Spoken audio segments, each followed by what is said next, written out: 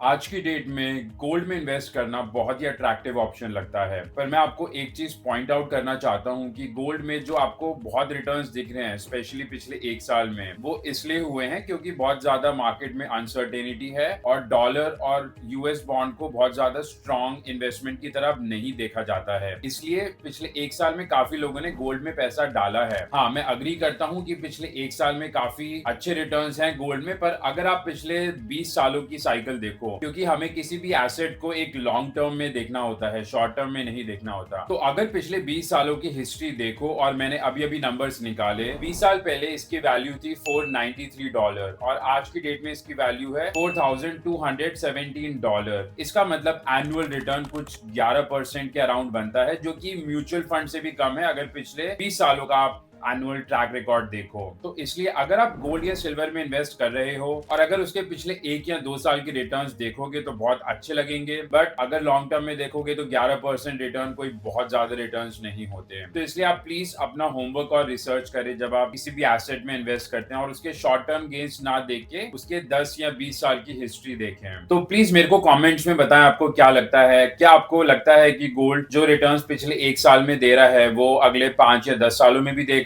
या वो वापस 11% एनुअल रिटर्न के हिसाब से ही आ जाएगा लॉन्ग टर्म में?